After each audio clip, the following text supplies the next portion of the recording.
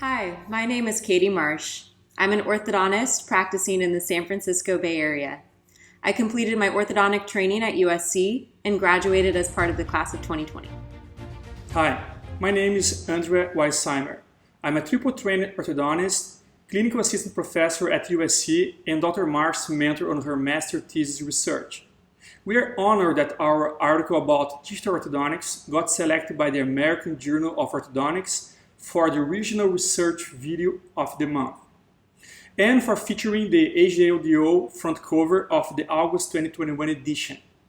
This research is a result of a team effort including Dr. Kaitlin, Dr. Alexandra Chamberlain, Dr. Hongsheng Tong, and Dr. Sameshima. Traditionally, retainer fabrication workflow has involved taking an alginate impression, pouring the impression up in stone, and fabricating the retainer on the stone model. Taking an alginate impression prior to the debonding appointment allows for retainer fabrication in advance, but this procedure is not accurate and compromises the fit of these retainers. Taking impressions after debonding the brackets is more accurate, but requires the patient either to wait or to come back another day for the retainer delivery, which is less convenient and might result in some unwanted tooth movement. Additionally, problems during model or retainer fabrication can occur, requiring the patient to come back for a new impression. With the intraoral scans and CAD/CAM software, orthodontic appliance fabrication techniques have evolved and have now become digital. The brackets can be removed digitally using software, then a new model can be printed in 3D and the retainer fabricated before the debonding appointment. This method brings efficiency to our treatments, and it is more convenient for the patients. The problem is that this virtual bracket removal technique, or VBR, is a novel technique, and there are no studies that have tested the accuracy of this procedure.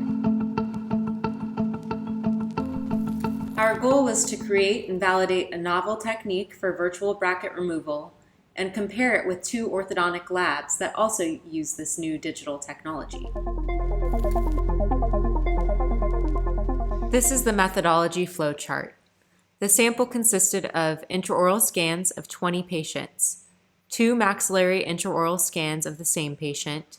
One without brackets was used as the control and another one with brackets to perform the VBR technique.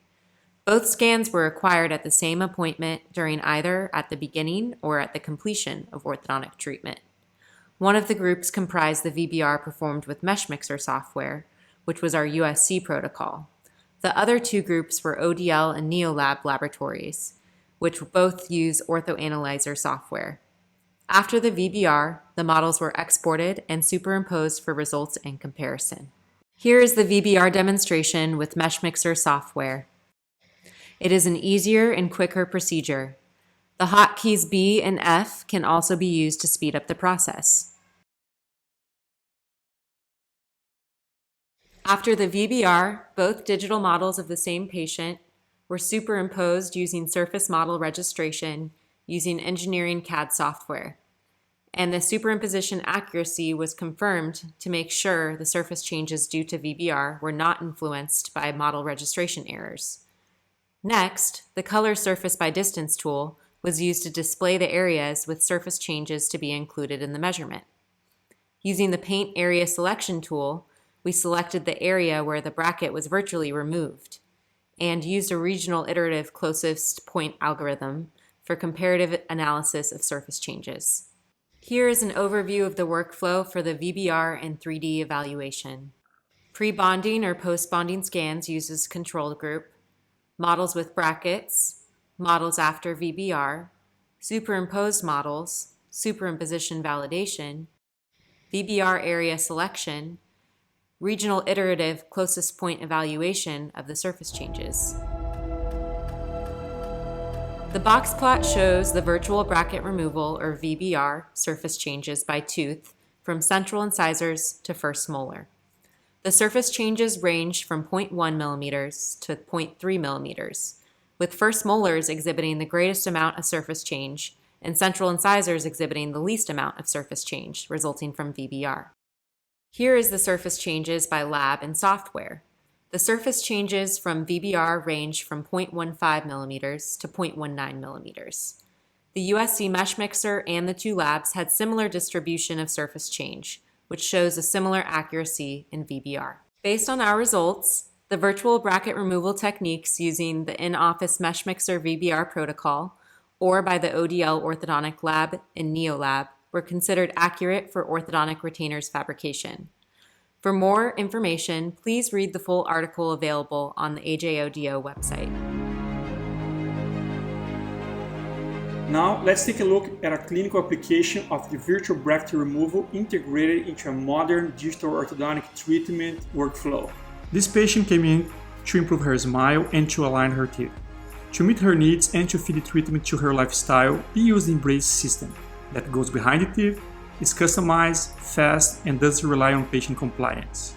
We started with the end in mind. The digital setup was created and the Embrace brackets were digitally positioned and the wires designed. The wires are called smart wires since they are customized with in-out tip torque and also have capability to open or close space in an automated way. This autopilot feature, combined with the friction-free mechanics generated by the custom night-eye loops, brings efficiency and speed to the treatment. Here's the indirect bond appointment and Smart 1 insertion. 3 months later, the upper arch was aligned. After 4 months, the Smart Wire 2 was inserted. 5 months later, the upper arch was scanned for virtual bracket removal and retainer fabrication prior to the bond appointment. At the bond appointment, we immediately installed the Essex retainers. And here is her smile before and after treatment.